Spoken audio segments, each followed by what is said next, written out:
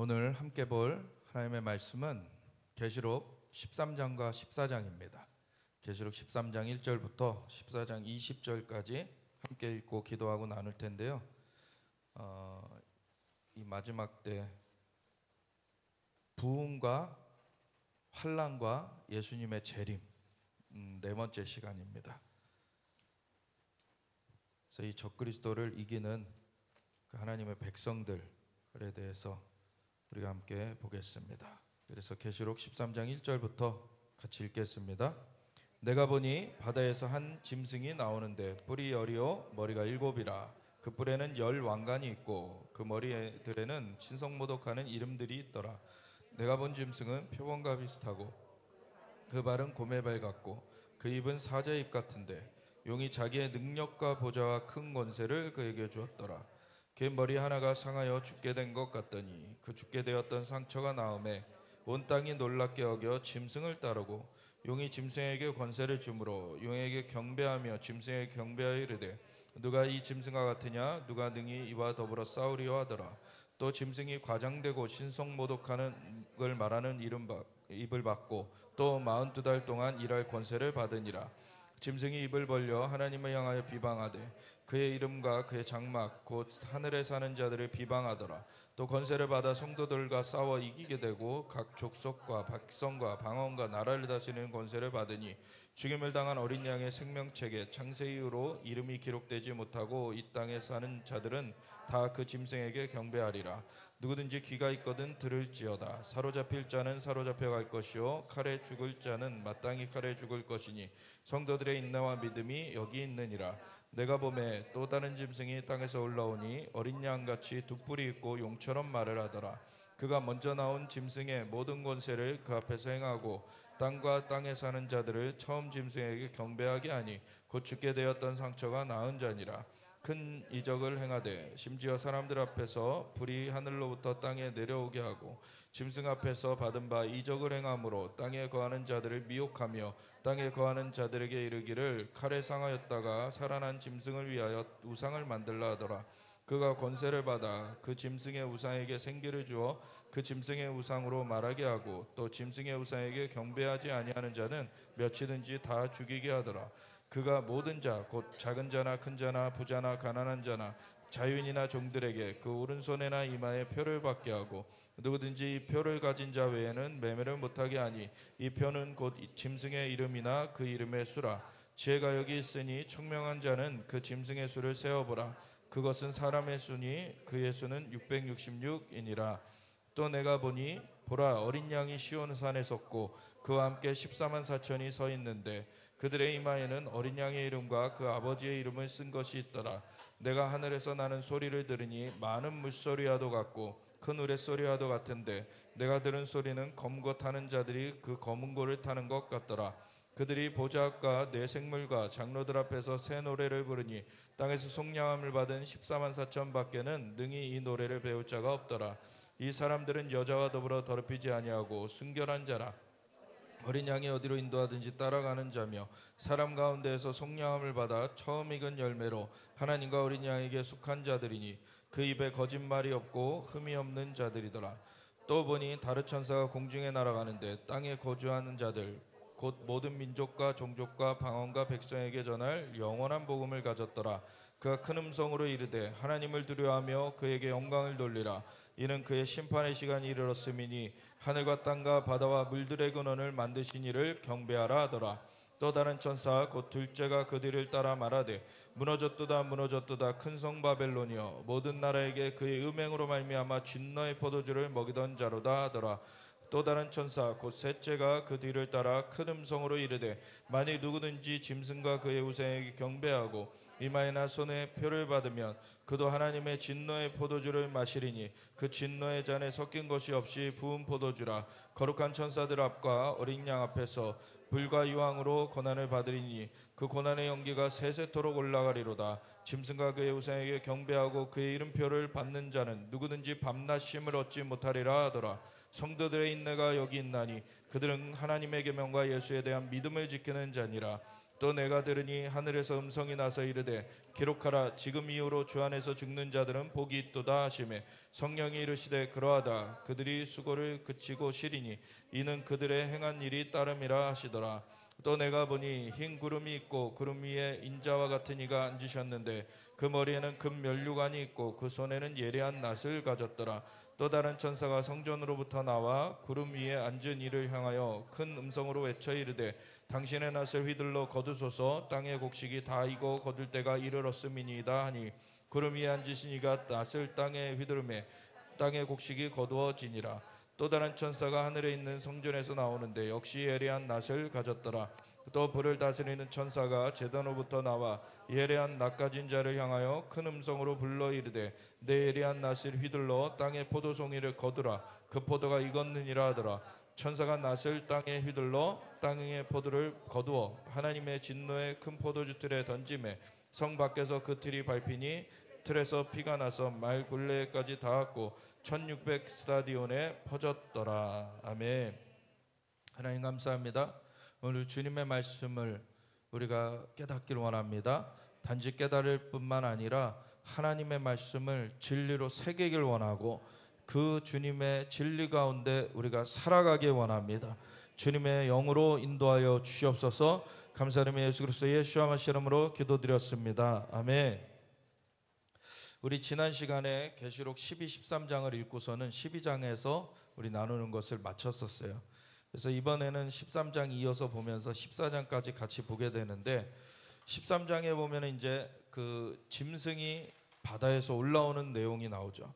내가 보니 바다에서 한 짐승이 나오는데 뿔이 여리오 머리가 일곱이라.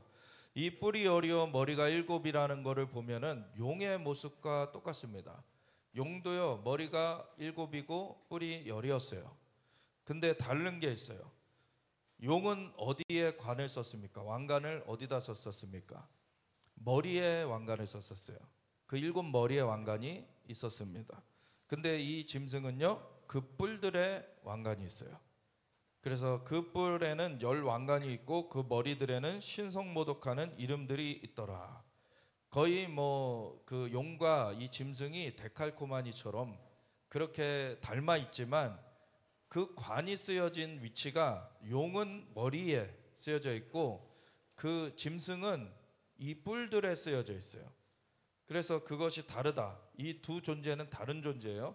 그리고 아까 우리가 앞서서 12장을 봤듯이 용이 바다에 서서 짐승을 불러올리는 거였죠.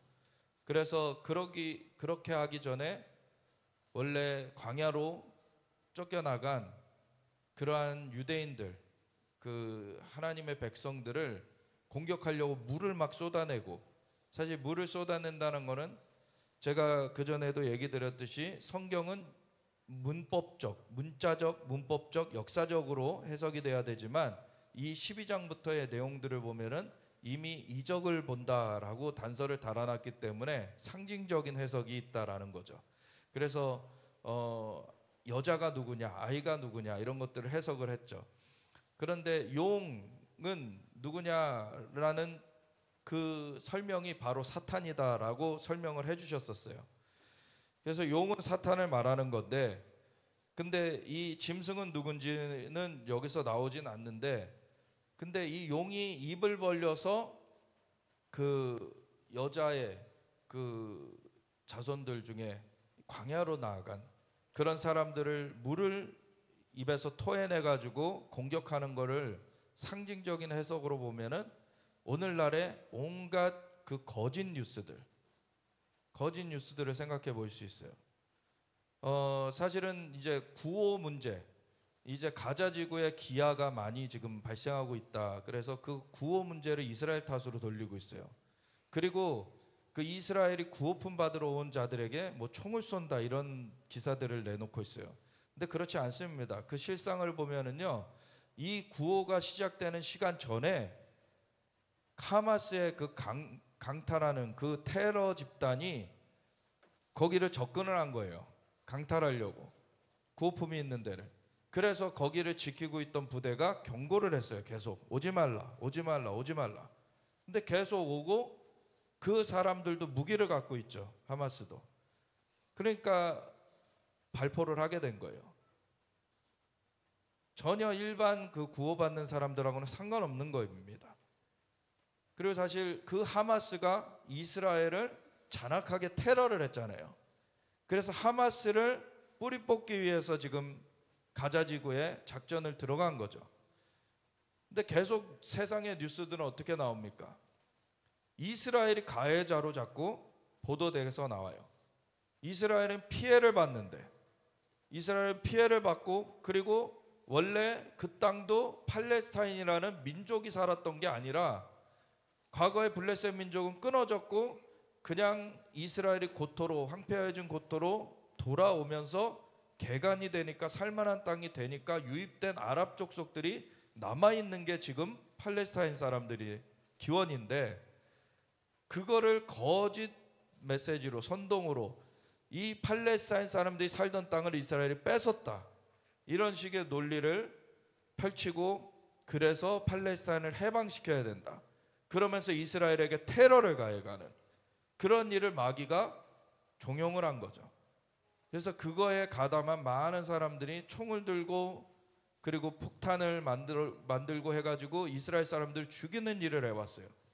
그래서 이스라엘은 자기네들이 큰 값을 주고 그 고토를 다시 되찾았고, 그리고 정말 홀로코스트까지 겪으면서, 원래는 2차 세계대전 이후에 세워졌어야 될 나라가 안 세워져 가지고 2차 세계대전 중에 600만 명의 유대인이 학살되는 홀로코스트까지 겪고 나서야 자기네 땅을 재건하게 된 거였는데, 그런 역사적 맥락은 전혀 무시되고 거짓 풍설에 속아서 사람들이 이스라엘을 비난합니다.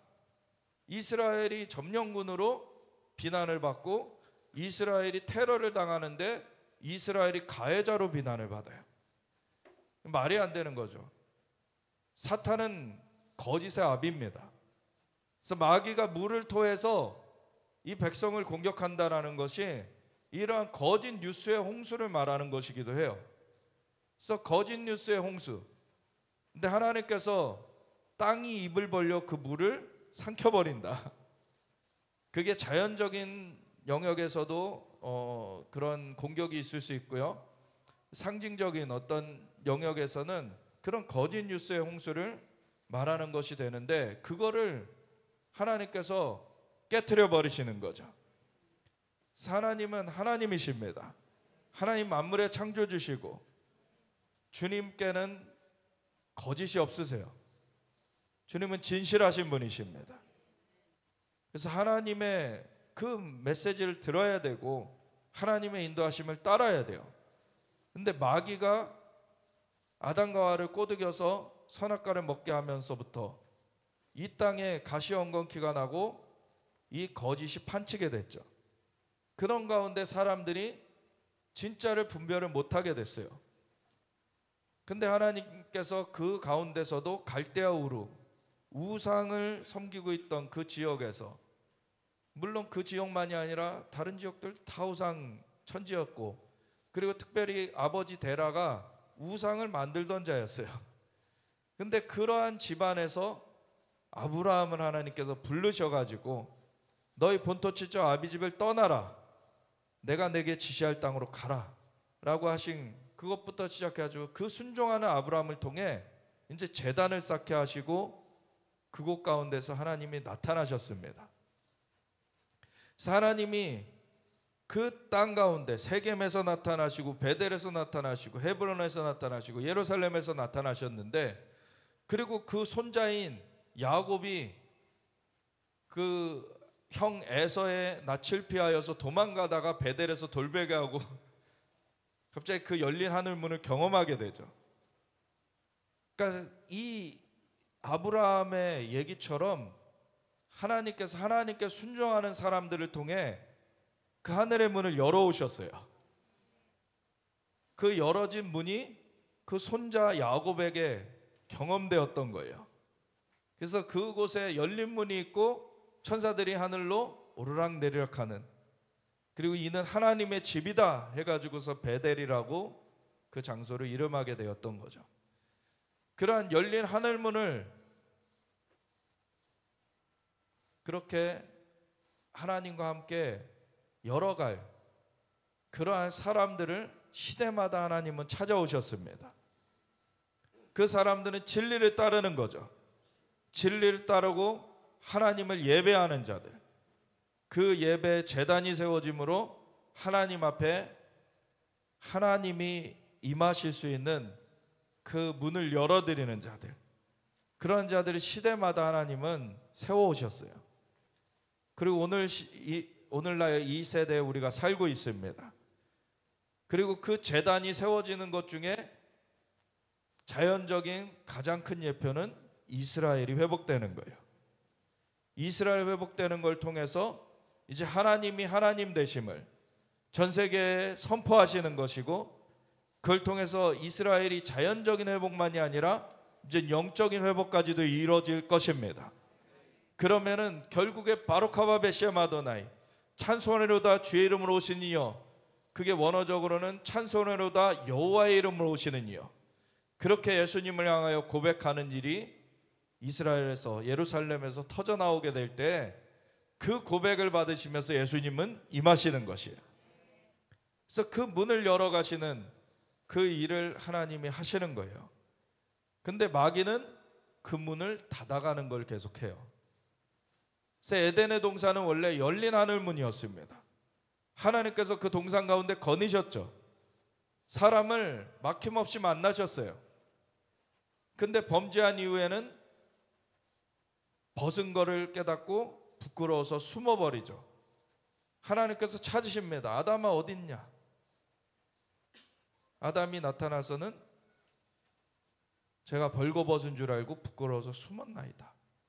벌거벗은 것을 누가 너에게 알렸느냐? 그 전에 그 벌거벗은 걸 깨닫기 전에는 벌거벗지 않았었습니까? 그때도 벌거벗고 있었는데, 근데 영광의 옷을 입었었어요. 그때는. 근데 이 영광의 옷이 없어져 버린 거예요. 그러니까 수치가 오는 거죠. 그 가운데에서 하나님의 낯을 피하게 되고, 그리고 점차 이제 하나님과 사이에 막힘이 생겨버리게 된 거죠. 사탄은 하나님과 사이에 막힘이 생기게 만드는 존재예요. 하나님과 사이에 막힘을 생기게 만들어서 하나님과 만나지지 못하게, 그래서 결국에 자기가 그 사람들을 사로잡고서 결국에는 그 사로잡은 사람들을 자기가 던져지는 불못까지 데리고 가게 되는 거죠. 이게 사탄의 일입니다. 근데 하나님은 그곳 가운데 죄를 사하시려고 예수님을 보내셔서 십자가 대속을 이루셨고, 그래서 누구든지 예수님을 믿는 자마다 그 죄가 사함받게 하셨어요. 그리고 예수님의 이름을 믿는 자는 하나님의 자녀라 일컬음을 받게 되는 권세를 주셨습니다. 그래서 우리가 하나님의 자녀가 되었어요. 죄가 사함받고 하나님의 자녀가 되었어요. 그래서 어둠의 그 세계에서 이제 사랑의 아들의 나라로 옮겨진 그러한 존재가 되었는데, 그런 가운데서도 우리의 정체성을 제대로 깨닫지 못하고 마귀한테 또 속는 것들이 있어요. 우리는 하나님의 백성이 되었으면, 하나님의 자녀가 되었으면 이제 에베소서에 말하듯이 하늘의 모든 신령한 복을 우리에게 열어주신 거예요. 그리고 하늘에 있는 것이나 땅에 있는 것이나 예수 그리스도 안에서 통일되게 하려 하심이라. 그래서 중간에 막힌 담을 허물어버리고 예수님 안에서 우리가 하늘과 땅이 연결이 돼서 열린 하늘문 가운데 살게 하시는 것이죠. 그런 가운데 예수님이 머리 되시고 우리를 몸으로 세우셔서 만물 위에 교회의 머리는 예수님이시고 교회도 만물을 밟고 있게 되는 거예요. 그런 가운데 주님의 몸된 교회를 통하여서 만물을 충만하게 하시는 그분의 충만함을 드러내시는 겁니다. 그래서 교회는 그냥 세상과 동화돼서 그냥 그럭저럭 살다가 그러다가 생을 마감하면은 그냥 천국행 티켓이 있으니까 가는 그런 존재가 아니고, 교회는요 이 땅 가운데서 하나님을 드러내야 되는 존재예요. 하나님을 나타내야 되는 존재입니다. 하나님과 막힌 담을 예수님께서 헐어버리셨고 그 가운데 우리를 세워주셨기 때문에 우리는 하나님과의 그 하늘의 모든 신령한 복도 누리고 하나님과 함께하는 그 삶을 누리면서 우리가 하나님의 영광이 이 땅 가운데 만물을 충만하게 하시는 그분의 충만함이 나타나도록 그렇게 우리가 삶을 살아가야 된다는 거죠. 그래서 하나님의 사람들은 세상의 사람들과 다를 수뿐이 없습니다. 그렇다고 세상의 사람들을 속단해서 배척해버리면 안 되고 그 사람들도 우리도 그 전에 세상의 사람들이었고 예수님을 믿게 돼서 건진받았는데 그들도 예수님을 믿게 돼서 건진받아야 돼요. 그러한 사람들인 거죠. 그래서 그러한 사람들을 계속 돌이켜 와야 되는데 세상에서는 마귀의 거짓말이 홍수를 이루어요.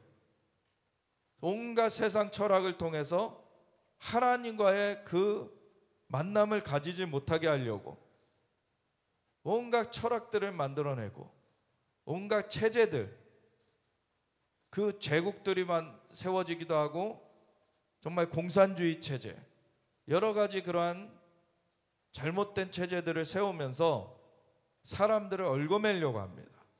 그리고 마지막 때에는 이것이 총체적으로 나오는 게 이 적그리스도의 세계정부예요. 이 적그리스도의 세계정부는 정치적으로도 그리고 경제적으로도 문화적으로도 전 세계를 이 거짓된 체계 가운데 가두려는 거예요. 오늘날에 많이 일어나는 현상 중에 과거의 기독교 국가라고 기독교 문화권이라고 했던 그런 서구에서 동성애가 막 그렇게 퍼지죠. 동성애가 너무 많이 퍼지고 동성애를 차별하면 안 된다. 아니 원래 태어날 때 남성으로 태어나고 여성으로 태어났는데 그걸 자기 멋대로 남성이 여성 되겠다 하면 여성이 됩니까? 여성이 남성 되겠다고 하면 남성이 됩니까? 안 되죠. 지금 막 이 사단의 거짓말이 홍수를 이루면서 전 세계 가운데 하나님의 질서를 완전히 대적하는 일들을 해가요. 그런 것 가운데서 오히려 진리를 말하는 사람들이 공격을 받게 되죠. 그걸 이겨나가기 위한 싸움을 싸워나가야 되고 사실은 미국은 그걸 이겨나가고 있습니다. 트럼프 대통령이 과거에는 그냥 사업하는 사람이었기 때문에 세상과 동화되어 살았던 사람이지만 예수님을 영접하고 바뀌어서 이 사람이 나라를 위하여서 나섰을 때에는 하나님이 그를 택하셨고 하나님께서 그를 세워서 그 잘못된 그 길에서 돌이키게 하셨어요. 그 전에 오바마가 8년을 대통령을 하면서 미국이 얼마나 망가져갔습니까? 오바마가 대통령 선출되고 나서 처음 한 일이 뭔지 아십니까? 백악관에서 6빛깔 색을 하늘로 쏜 거예요. 동성애 선포를 하나님께 한 겁니다. 그래서 그때 이미 사실은 미국은 심판되기로 정해졌었어요. 미국의 대통령이 하나님을 향해서 바벨탑을 쌓듯이 그 동성애 6색을 하늘로 쏘아댔으니 이건 하나님의 진노를 부르는 일이었어요. 오바마 8년 기간 동안에 얼마나 사실은 미국이 망가졌는지 몰라요. 근데 트럼프가 2016년에 당선이 돼가지고 트럼프가 그걸 바꾸려고 나섰고 하나님이 그를 세우셔서 당선되게 하셨는데 온갖 수작이 있었지만 이겨내게 하셨어요. 근데 오바마가 무엇을 했냐면 러시아가 트럼프를 지금 당선되게 도운 거다. 그 러시아 게이트라고. 그래 러시아가 도운 거다라고 하면서 거짓말을 원래 그거를 조사하라 해가지고 그 정보기관들이 그런 증거가 없다. 그런 일은 없다라고 보고를 했는데 오바마가 그러면 조작해서 발표해 라고 해가지고 조작 발표를 한 거예요. 근데 실상은 트럼프는 러시아로부터 후원금을 하나도 안 받았어요. 근데 그때 경쟁 상대였던 힐러리 쪽에는 후원금이 엄청나게 들어갔습니다. 그리고 이메일이 원래 그 전에 국무장관도 했었기 때문에 그런 이메일 가운데 러시아와 연관된 것들이 수두룩했고요. 오바마는 자기네들이 이 좌파 그 사악한 놈들은 자기네들이 범죄하는 거를 다른 사람한테 덮어씌우죠. 이런 거짓말을 해요. 그래서 지금은 그 4년 동안에 그 트럼프가 사실은 엄청나게 이 나라를 정상화하려고 했지만 4년만으로는 역부족이었어요. 그래서 재선이 됐어야 됐는데 근데 부정선거로 떨어지게 됐죠. 그래서 바이든, 그 오바마의 꼭두각시인 바이든이 이렇게 대통령이 돼가지고 4년이 지났어요. 그 4년 동안에 또 부정선거 이의를 제기한 이 트럼프 전 대통령을 죽이려고 그걸 내란으로 몰아가지고 그렇게 트럼프를 죽여버리려고 했죠. 근데 그걸 이겨냈어요. 그리고서 2024년 11월 5일 대선에서 승리를 했죠. 그리고 1월 6일 날 취임해가지고 지금 이제 한 취임 한 반년 정도 이제 지난 거죠. 그동안에 엄청난 많은 변화가 이루어지고 있는데 취임식 할 때 첫 마디가 뭐였냐면 이제 미국에는 남성과 여성 두 가지 성뿐이 없다.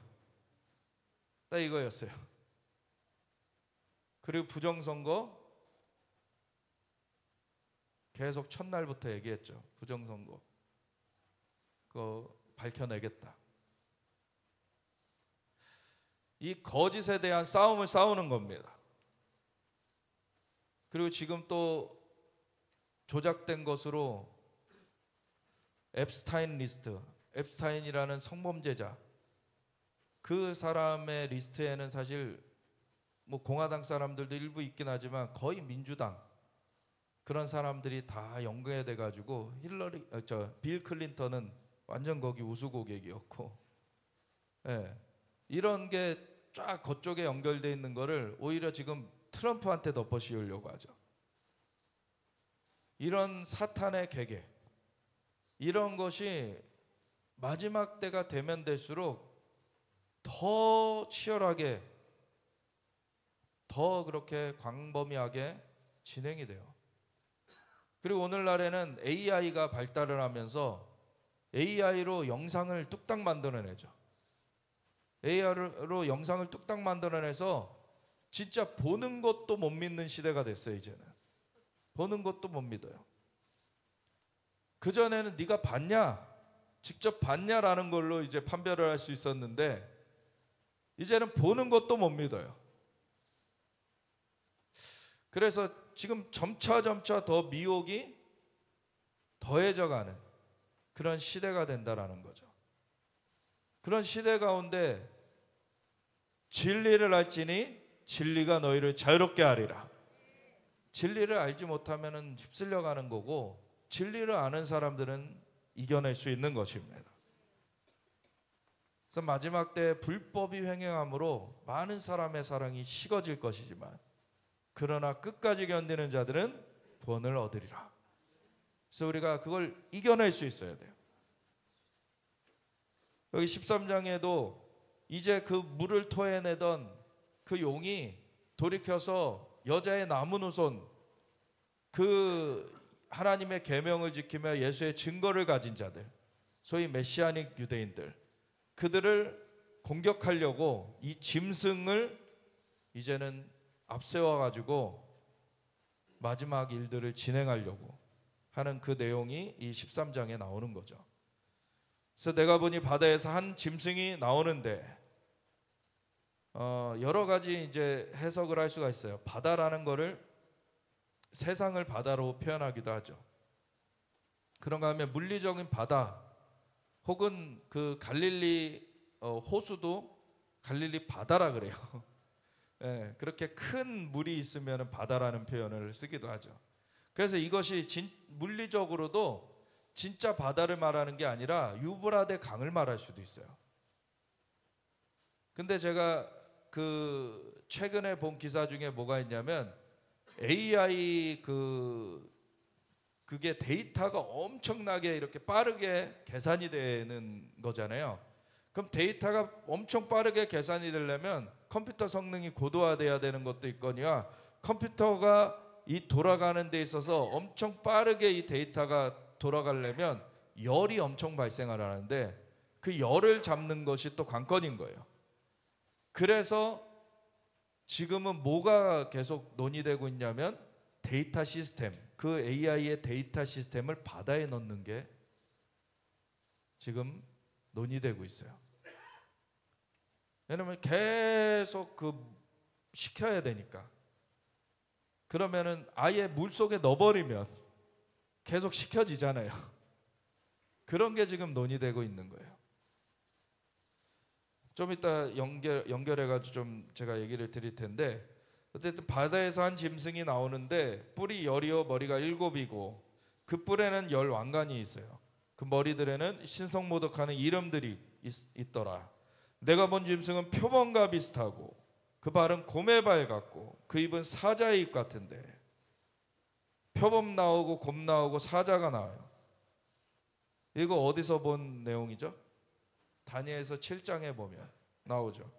바벨론 벨사상 왕 원년에 다니엘이 그의 침상에서 꿈을 꾸며 머릿속으로 환상을 받고 그 꿈을 기록하며 그 일의 대략을 진술하니라. 그래서 바벨론 벨사상 왕, 벨사살은 이제 느부갓네살의 손자입니다. 근데 보통은 느부갓네살의 아들이라 표현을 해요. 근데 그 아들이란 표현이 그냥 아들이 아니라 손자도 아들이라고 표현을 하는 거예요. 그래서 바벨론 그 느부갓네살 왕의 손자인 벨사살 왕 때 그 계신데, 다니엘이 진술하여 이르되 내가 밤에 환상을 보았는데 하늘에 네 바람이 큰 바다로 몰려 불더니 큰 짐승 넷이 바다에서 나왔는데 그 모양이 각각 다르더라. 바다에서 짐승 넷이 나와요. 근데 첫째는 사자 같은데 독수리의 날개가 있더니 내가 보는 중에 그 날개가 뽑혔고 또 땅에서 들려서 사람처럼 두 발로 서게 함을 받았으며 또 사람의 마음을 받았더라. 또 보니 다른 짐승 곧 둘째는 곰과 같은데 그것이 몸 한쪽을 들었고 그 입에 이사이에는 새 갈빗대가 물렸는데 그것에게 말하는 자들이 있어 이르기를 일어나서 많은 고기를 먹으라 하였더라.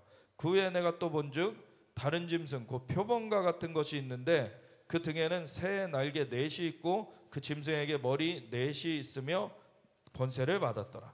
여기 보면은 사자, 곰, 표범 나오죠. 네. 그리고 내가 밤 환상 가운데 그 다음에 본 넷째 짐승은 무섭고 놀라우며 또 매우 강하며 또 쇠로 된 큰 이가 있어서 먹고 부서뜨리고 그 나머지를 발로 밟았으며 그 짐승은 전의 짐승과 다르고 또 10뿔이 있더라. 근데 넷째 짐승은 10뿔이 있는 그러한 짐승을 보게 돼요. 그래서 내가 그 뿔을 유심히 보는 중에 다른 작은 뿔이 그 사이에서 나더니 첫 번째 뿔 중에 셋이 그 앞에서 뿌리까지 뽑혔으며 그 작은 뿔에는 사람의 눈 같은 눈들이 있고 또 입이 있어 큰 말을 하였더라. 그래서 10뿔의 집단 지도 체제에서 이제 한 뿔이 그 앞에 세 뿔을 꺾어버리고서는 그 전체를 장악하는 그런 그림이 보여지죠. 네. 그리고 내가 보니 왕자가 놓이고 옛적부터 항상 계신 이가 좌정하셨는데 그의 옷은 희기가 눈 같고 그의 머리털은 깨끗한 양의 털 같고 그의 보좌는 불꽃이요 그의 바퀴는 타오르는 불이며 불이 강처럼 흘러 그의 앞에서 나오며 그를 섬기는 자는 천천히요 그 앞에서 모셔선 자는 만만이며 심판을 베푸는데 책들이 펴놓였더라. 그때 내가 작은 뿔이 말하는 큰 목소리로 말미암아 주목하여 보는 사이에 짐승이 죽임을 당하고 그의 시체가 상한 바 되어 타오르는 불에 던져졌으며 그 남은 짐승들은 그의 권세를 빼앗겼으나 그 생명은 보존되어 정한 시기가 이르기를 기다리게 되었더라. 내가 또 밤 환상 중에 보니 인자 같은 이가 하늘 구름을 타고 와서 옛적부터 항상 계신 이에게 나아가 그 앞으로 인도됨에 그에게 권세와 영광과 나라를 주고 모든 백성과 나라들과 다른 언어를 말하는 모든 자들이 그를 섬기게 하였으니 그의 권세는 소멸되지 아니하는 영원한 권세요 그의 나라는 멸망하지 아니할 것이니라. 아멘. 예수님이 등장하시죠. 그래서 이제 예수님께서 영원히 통치하실 것이다. 예, 근데 그 전에 이 열불의 짐승, 이 짐승이 올라오는 것에 모습이 보여지고, 그리고 열불 중에서 또 작은 뿔이 나와가지고 그 앞에 새 뿔을 꺾어버리고 그 전체를 장악하는 그러한 일이 있게 될 것인데, 그 짐승이 결국엔 불에 던져져 버리게 되는 그러한 일이 있게 되죠. 그래서 이 마지막 때의 그림을 나타내고 있어요.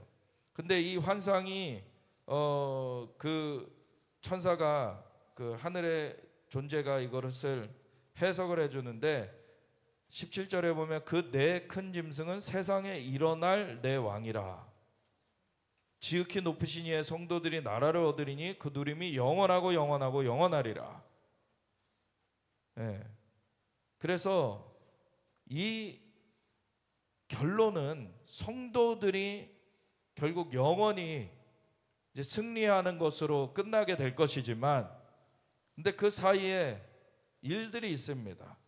넷째 짐승에 대해서 이 다니엘이 자세히 알고자 했는데, 근데 이 옛적부터 항상 계신 이가 이 넷째 짐승을 결국에는 처리를 하시게 되지만, 그 전에 뭘 하냐면 이 넷째 짐승이 열 뿔이 있고, 그래서 작은 뿔이 나와서 앞에 새 뿔을 빼고 나서 이제 장악을 하게 되고, 그리고 그 뿔에 눈도 있고 큰 말을 하는 입도 있고 그 모양이 그의 동료보다 커서 아주 이제 전 세계를 장악하는 그 입술로서 이 역할을 하게 되는 거죠.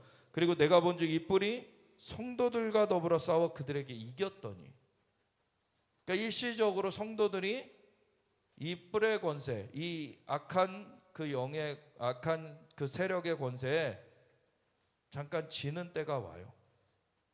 그렇다고 해서 이게 영원히 지는 게 아니라는 거죠. 잠깐 그 뿔이 득세하게 되는 때가 옵니다.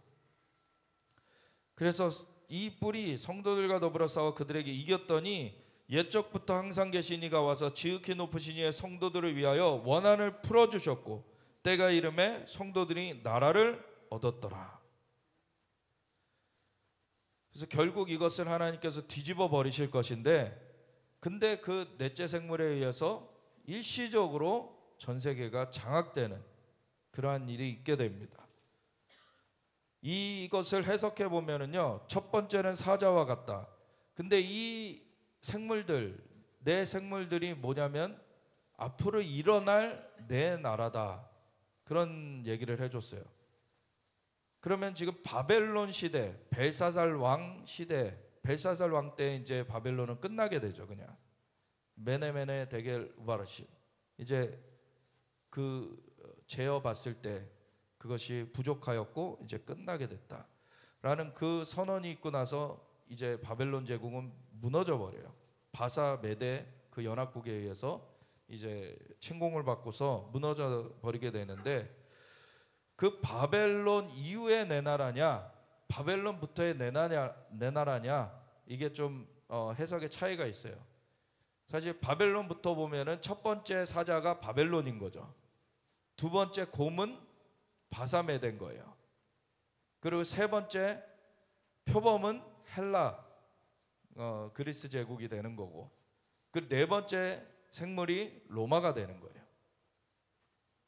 그런가 하면 바벨론 이후의 나라들이라고 하면은 사자가 바사메대가 되는 거고, 그리고 곰이 헬라 그리스가 되는 거고, 그리고 표범이 로마가 되는 거고, 그 다음에 넷째 생물은 로마 이후의 제국이 되는 거예요. 근데 이거는 둘 다 해석은 가능한데, 그거를 오늘 논하는 것이 목적은 아니고요. 다시 계시록을 와보면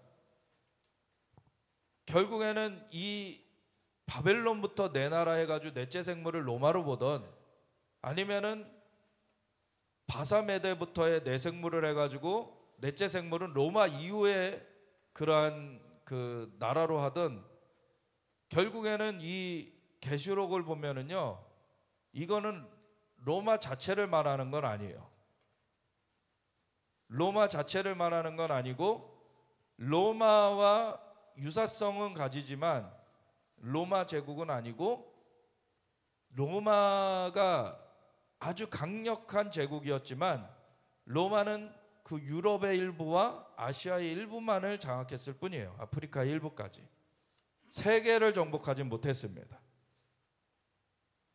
이 마지막 때의 적그리스도의 그 짐승의 체계는요, 세계 정부로 들어서요.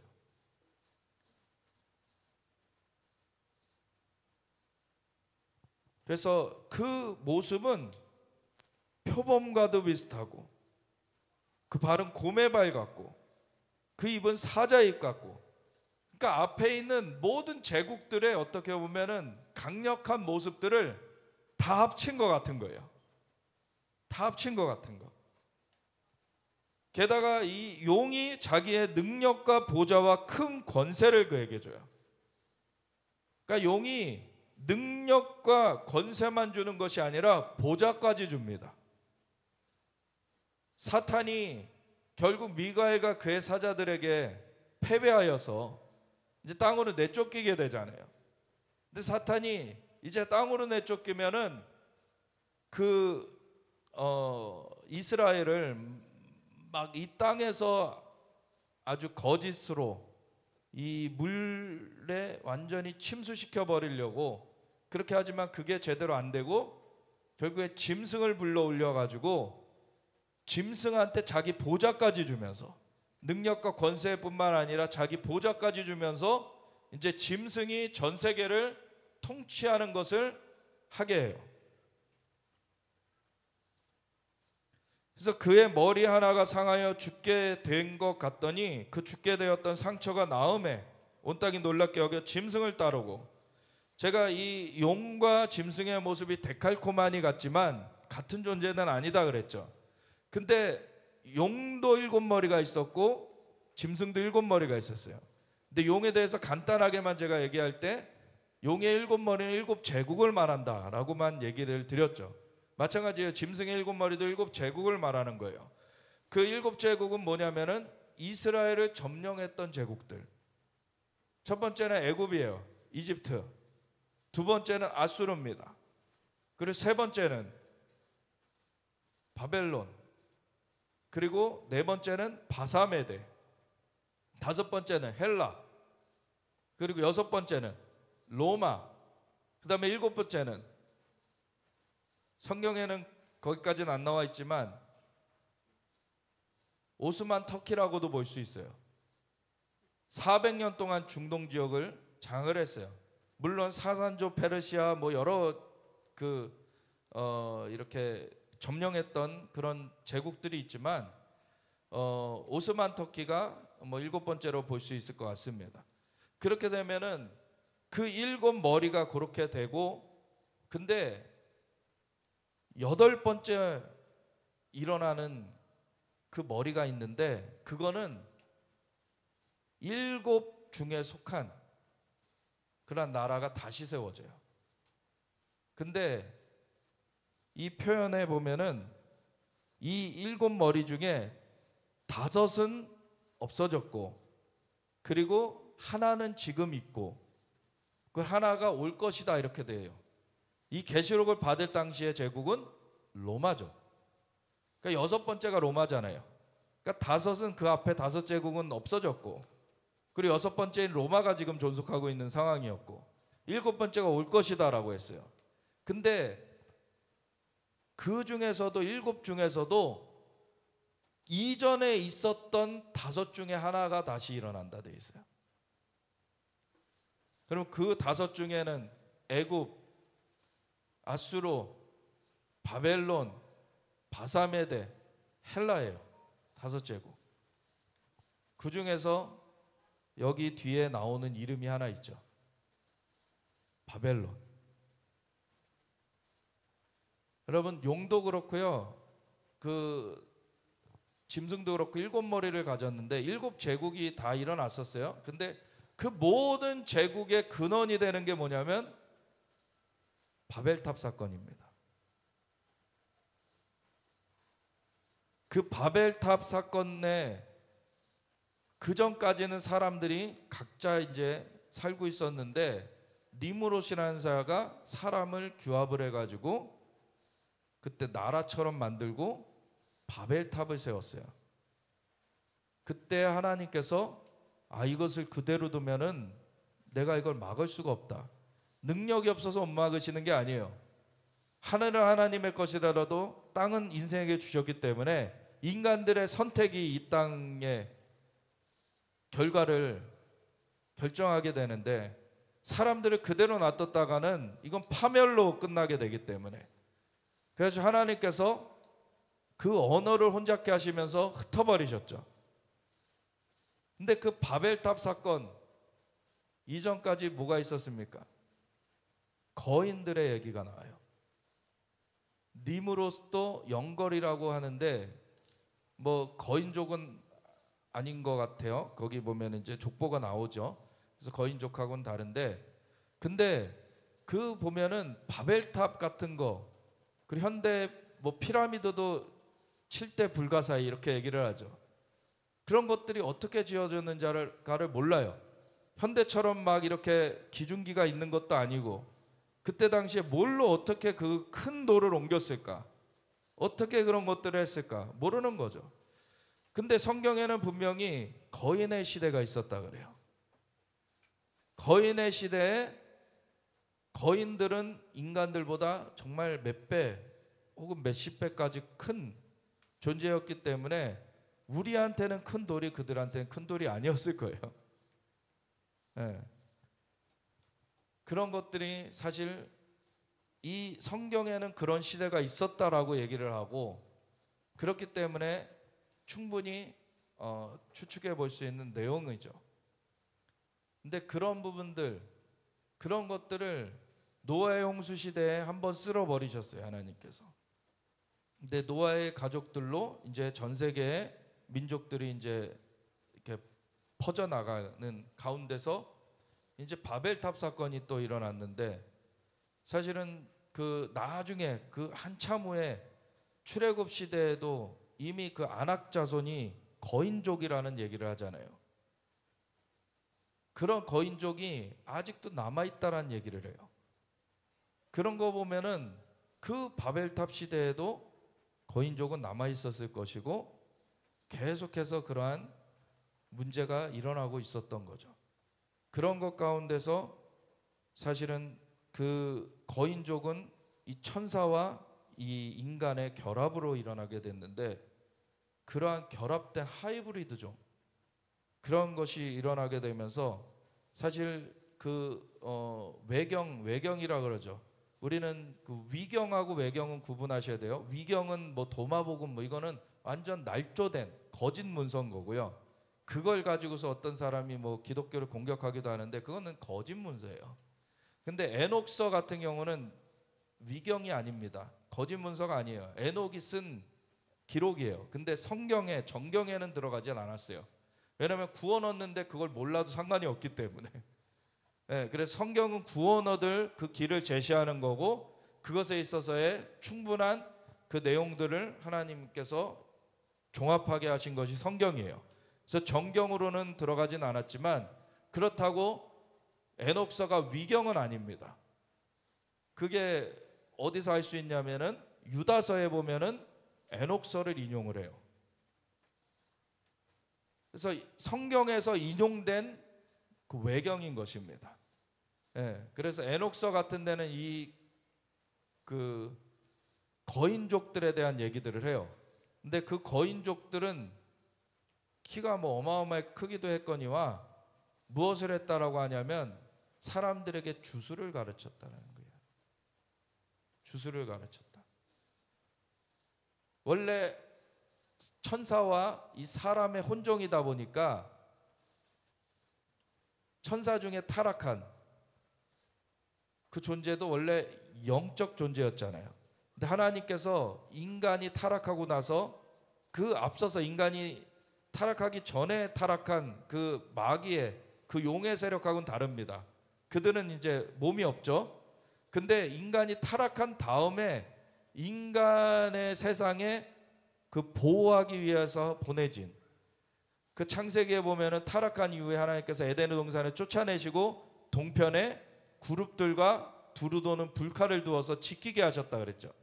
그러니까 하나님 배치시기 천사들이 있었어요. 그런 천사들 중에 자기 지위와 처소를 떠난 천사들이 있어요. 그 임무를 망각하고 사람의 그 여인들을 이제 탐해가지고 관계를 해버린 그런 천사들이 있는 거예요. 그들은 몸을 가지고 이 땅 가운데 파견이 됐기 때문에 관계를 할 수 있었던 거죠. 그 자들은 근데 원래는 영으로서 지어졌던 그런 존재들이기 때문에 영의 세계를 알아요. 그런 상황에서 사람들에게 이 악한 영의 세계, 타락을 했기 때문에 하나님께 가는 그 참된 영의 세계를 아는 게 아니라, 그 영의 세계를 사람들에게 인도해 줄 수 있는 게 아니라, 타락했기 때문에 거짓된 영의 세계, 그 악령의 세계로 인도해 주는 것이었죠. 그래서 그런 걸 통해서 주술이 되어지고 사람들이 그런 주술 가운데 연합된 것이 바벨탑의 모습이었던 거예요, 사실. 그래서 그것을 하나님이 흩어버리셨지만 계속해서 제국들이 그 이후에 일어나는 것은 어떻게 보면 새로운 바벨탑을 쌓는 것과 같아요. 그 제국들마다 그 뒤에는 주술의 영이 있습니다. 현대 전 세계적인 영향력을 갖지만 주술적이지 않은 나라는 미국이에요, 지금. 그 나라는 왜냐하면 기독교 국가로서 세워졌기 때문에 참된 영의 세계로, 물론 거기에도 글로벌리스트들이 있고 악한 사람들이 있어요. 그렇지만 나라의 체계가 과거의 제국들하고는 또 다르죠. 근데 지금 보면은 여기 새로운 짐승, 이 마지막 때에 그 적그리스도의 세계 정보가 일어나는 것은 이 제국의 영 가운데, 이 바벨론의 그런 그 원천적인 주술의 영, 이런 것들이 현대 그 기술과 합하여져 가지고 같이 세워지는 거예요. 그러면 이거는 그러니까 영계와 자연계의 하이브리드입니다, 이것도. 그러면 이거를 자연적인 것으로만 이길 수도 없고요, 그 영적인 것도 웬만한 것으로 이길 수 없어요. 진짜 하나님의 영으로 충만해져야 되는 것입니다.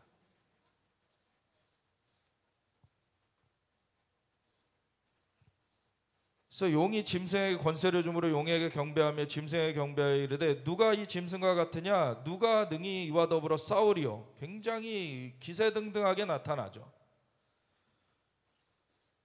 또 짐승이 과장되고 신성모독을 말하는 입을 받고 또 42달 동안, 이게 3년 반이죠. 42달 동안 일할 권세를 받으니라. 이게 소위 후 3년 반이에요. 후 3년 반. 근데 후 3년 반이 하나님께서 42달을 지정하셨다는 얘기가 아니죠. 용이 그 짐승에게 42달 동안 일할 그 권세를 줬다는 거예요.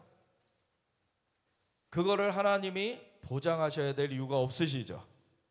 그래서 하나님이 때를 감하신다는 거예요. 우리를 위하여서. 아멘. 짐승이 입을 벌려 하나님을 향하여 비방하되 그의 이름과 그의 장막 곧 하늘에 사는 자들을 비방하더라. 그래서 짐승이 이 하이브리드가 되는 건데, 하이브리드가 이제 하늘에 사는 자들, 이 하나님의 백성들이면서 진짜 하나님의 그 타락하지 않은 천사들, 그런 자들을 다 이렇게 대적하려고 하지만, 그래서 또 권세를 받아 성도들과 싸워 이기게 되고 각 족속과 백성과 방언과 나라를 다스리는 권세를 받으니, 여기 아까 다니엘서에 보았던 대로 똑같이 그런 얘기를 하죠. 성도들과 싸워 이기게 된다. 그래서 이때에는 사실 순교를 각오해야 돼요. 뭐 이때가 오기 전에 휴거된다? 그거는 아닙니다. 성도들이 싸워야 된다. 성도들이 그때를 이겨내야 된다. 이 얘기를 하죠. 그래서 죽임을 당한 어린 양의 생명책에 창세 이후로 이름이 기록되지 못하고 이 땅에 사는 자들은 다 그 짐승에게 경배하리라. 이게 마지막 때의 테스트인데, 예수님을 영접하지 않으면, 예수님을 그대로 따르지 않으면 결국엔 이 짐승한테 다 그 악한 영이 악한 그 자석에 다 달라붙듯이 이렇게 붙어서 끝나는 거예요. 누구든지 귀가 있거든 들을지어다. 사로잡힐 자는 사로잡혀 갈 것이요. 그래서 잡힐 사람들이 있고요. 칼에 죽을 자는 마땅히 칼에 죽을 것이니, 죽임을 당할 자들도 있고, 잡혀가든 칼에 죽임을 당하든 믿음을 지켜야 됩니다. 이 마지막 때 승리해야 돼요. 마지막 테스트. 이거는 42달이라고, 최대 42달이라고 기록되지만 그때를 감하시면서 예수님께서 임하실 것입니다. 그래서 성도들의 인내와 믿음이 여기 있느니라. 이때를 이길 수 있어야 됩니다. 그래서 그때가 오기 전에 지금 기름을 준비하고 있어야 돼요. 안 그러면 어둠의 때에 신랑이 오기 전에 밤이 깊어서 등불이 꺼져가는 일이 되어지게 되죠. 등불이 꺼져가지 않도록 여분의 기름을 준비한 자들, 그 자들은 그 밤을 이겨냅니다. 내가 보매 또 다른 짐승이 땅에서 올라오니 어린 양같이 두 뿔이 있고 용처럼 말을 하더라. 그래서 사탄의 그 대언자가 나오는 거죠. 사탄의 대언자가 나오는데 이가 거짓 선지자라고 불려지는 거죠. 그가 먼저 나온 짐승의 모든 권세를 그 앞에서 행하고 땅과 땅에 사는 자들을 처음 짐승에 경배하게 하니 곧 죽게 되었던 상처가 나은 자니라. 그래서 처음 짐승, 그는 제국 중에 하나가, 제국이 다 이제 하나하나 사라졌었는데 그 중에 하나가 지금 부활돼 버린 거예요. 그러니까 그거를 찬송하라고 하고 경배하라고 하고 큰 이적을 행하되 심지어 사람들 앞에서 불이 하늘로부터 땅에 내려오게 하고 짐승 앞에서 받은 바 이적을 행함으로 땅에 거하는 자들을 미혹하며, 사실 이게 영적인 것인 것과 자연적인 것이 합쳐져 있을 거라 생각해요. 그러니까 불이 내려오는 것이 영적인 주술로서 내려오는 것이 있을 것이고요, 홀로그램 같은 거, 이 자연적인 것에서의 AI 기술을 이용해서 이거를 또 조장할 수도 있어요. 그래서 짐승 앞에서 받은 바, 그 짐승은 AI의 그런 그 자연적인 것과 그 타락한 천사의 그 영적인 것이 합쳐져 있다 그랬죠. 그 짐승 앞에서 받은 바 이적을 행함으로 땅에 거하는 자들을 미혹하며 땅에 거하는 자들에게 이르기를 칼에 상하였다가 살아난 짐승을 위하여 우상을 만들라 하더라. 그가 권세를 받아 그 짐승의 우상에게 생기를 주어 그 짐승의 우상으로 말하게 하고 또 짐승의 우상에게 경배하지 아니하는 자는 몇이든지 다 죽이게 하더라. 그러니까 짐승 자체는 이 시스템인 거예요, 어떻게 보면. 그리고 제국이라고 볼 수 있고, 그러면은 그 세계 정부 시스템, 이거를 나타낼 수 있는 우상이 필요한 거예요. 아이템. 그 아이템을 이 거짓 선지자가 세워가지고 거기에 경배해라, 이렇게 하는 거죠. 메카에 그 돌에 돌면서 계속 경배하게 만들죠. 그런 것처럼 이 사탄의 우상, 그러니까 짐승의 우상에게 경배를 하게 만드는, 그러하죠. 그래서 그가 권세를 받아 그 짐승의 우상에게 생기를 주어 그 짐승의 우상으로 말하게 하고 또 짐승의 우상에게 경배하지 아니하는 자는 몇이든지 다 죽이게 하더라.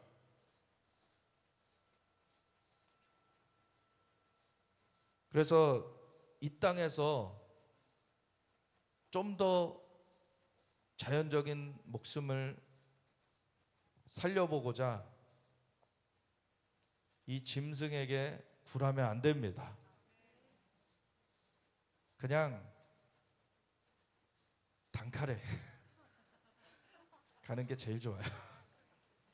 네. 빨리 주님 앞에 가는 거죠. 네. 그 거짓 선지자 그가 모든 자 곧 큰 자나 작은 자나 곧 작은 자나 큰 자나 부자나 가난한 자나 자유인이나 종들에게 그 오른손에나 이마에 표를 받게 하고, 그래서 그 적그리스도의 책에 인식표를 받게 해가지고 거기에 소속으로 딱 인치는 그런 일을 하는데, 그거 절대 받으면 안 되는 거죠. 그래서 거기에 속하게 되면 하나님의 백성에선 탈락이 되는 겁니다. 그래서 우리는 하나님의 백성으로 예수님이 다시 오시는 그날까지 그 믿음을 지키고 전진해야 되는 거예요. 그래서 이 적그리스도 거짓 선지자가 그 표를 받게 하고, 누구든지 이 표를 가진 자 외에는 매매를 못하게 하니, 이 표는 곧 짐승의 이름이나 그 이름의 수라. 지혜가 여기 있으니 총명한 자는 그 짐승의 수를 세어보라. 그것은 사람의 수니 그의 수는 666이니라. 이거를 여러 가지로 해석하긴 하는데, 우선은 가장 대표적인 게 뭐냐면 666, 가장 이제 7에 못 미치는 사람의 숫자. 여기 보면은 사람의 숫자라 그러죠. 6일째 사람이 창조됐어요. 근데 하나님의 영을 부어서 생명이 되게 하셨죠. 그렇게 돼야지 사람은 온전해지는 거예요. 근데 그냥 육적인 사람으로 되면 그 6이라는 숫자는 육적인 사람을 말하기도 하고요, 그런 인본주의, 그러한 하나님을 대적하는 사상 가운데서 똘똘 뭉쳐져서 666, 원래 성부 성자 성령의 삼위일체 하나님 앞에 속해져야 되는 인간인데 그거를 거스르고 하나님을 대적하는 자리에 있게 되는 것입니다. 마지막 때 완전한 이 구분이 이루어지게 돼요. 오늘은 14장을 못 들어갈 것 같은데 거기 보면은 한 구절만 보고 오늘 기도하기를 원합니다. 여러 가지 이제 그 일들이 일어나는데, 그 중에서 새 천사가 이제 영원한 복음을 선포를 해요. 첫 번째는 하나님께만 경배해라. 두 번째는 바벨론 무너진다. 세 번째는 그러니까 표받지 말아라. 요 세 가지가 마지막 때 영원한 복음이에요. 그 구분 가운데 어디 있을 것이냐? 너희가 짐승의 표를 받고서 멸망하는 자리에 있을 것이냐? 아니면 하나님의 사람으로 끝까지 믿음을 지키고 영원한 영광의 자리에 있을 것이냐? 이것이 갈라지는 것입니다. 그래서 그 갈라지는 그 일 앞에 이 새 천사가 영원한 복음을 전하는 게, 첫 번째 하나님께만 경배해라. 두 번째 바벨론은 무너질 것이다. 세 번째는 짐승의 표 받지 말아라. 이것을 얘기하고 12절, 14장 12절에 성도들의 인내가 여기 있나니 그들은 하나님의 계명과 예수에 대한 믿음을 지키는 자니라. 또 내가 들으니 하늘에서 음성이 나서 이르되 기록하라. 지금 이후로 주 안에서 죽는 자들은 복이 있도다 하심에 성령이 이르시되 그러하다.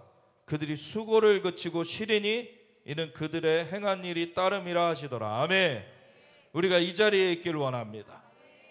그래서 하나님께서 이 땅에서는 누구나 한 번 죽는 것은 정해진 거예요. 근데 마지막 때에 적그리스도의 세계 정부가 세워져서 표를 받지 않으면 매매도 못하게 하고 다 죽이려고 할 때에도 우리는 목숨을 구걸하면 안 됩니다. 이 땅의 목숨은 언젠가는 끝나는 거예요. 근데 그 목숨을 넘어서서 하나님을 향한 믿음을 지키게 되면 우리는 주님과 함께 영원히 사는 것이요, 우리의 죽어진 몸도 다시 살려주시는 것입니다. 그렇게 우리는 승리해야 될 것입니다. 그래서 우리 함께 주님의 이름을 부르면서 이 마지막 때에 이 환난도 오지만 하나님은 엄청난 부흥의 역사를 풀어주십니다. 그래서 주님의 영으로 충만하여서 되도록 많은 영혼들을 하나님께로 돌이켜오고 그리고 예수님의 재림을 맞이할 수 있도록 우리가 준비되길 원합니다. 주님의 영으로 충만하게 하여 주시옵소서. 이렇게 주여 외치면서 기도하며 나아가겠습니다. 주